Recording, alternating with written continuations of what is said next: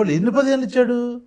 అక్కడ 10-15 చెప్పాడు. అక్కడ ఆ వీడియోలో చూస్తాం, సైకిల్ మీద వెళ్తూ ఒక 15,000 ఇచ్చి చేతులు ఊపుకున్నారు కదా. విధి విధానాలు అంటూ ఉంటాయి కదా. అదేంటి మీరు అలాంటప్పుడు విధి విధానాలు చేసిన తర్వాత ఇవ్వండి. మీరు ఇప్పుడు 15,000 ఇచ్చారా లేదా? మీరు మాట తప్పారా లేదా?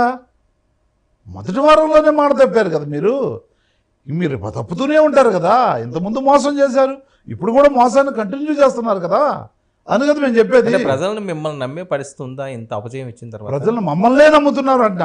ఇప్పుడు కానీ ఎలక్షన్ పెడితే 175లో నేను చెప్పకూడదు కానీ 175 మీరు మళ్ళీ 170 అంటారు నాకు తెలుసు.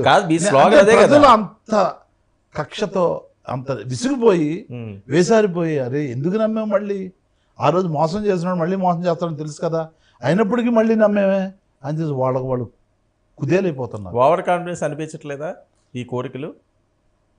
మేము చెప్పింది చేస్తే రోజుల్లోనే మళ్ళీ ఎలక్షన్లు వస్తే మీరు ఎలక్షన్లు వస్తాయని నేను ఊహించడం, నేనేం ఎక్స్పెక్ట్ చేయట్లా.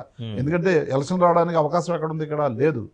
కానీ ప్రజలు వాళ్ళు అంత దారుణంగా విసిగిపోయారు, నష్టపోయారు, బాధపడుతున్నారు. ఓకే, నారాయణమూర్తి గారు స్ట్రైట్గా జగన్మోహన్ రెడ్డి గారి మంచి ఏంటి చెడు ఏంటి మీరు దగ్గర నుంచి చూసిన వ్యక్తి? ప్రతి మనిషిలో రెండు ఉంటాయి, ఒకటే ఉన్నదని చెప్పకండి, జనాలు నమ్మరు. ఎందుకంటే కొన్ని లక్షల మంది చూస్తారు ఈ ఇంటర్వ్యూని.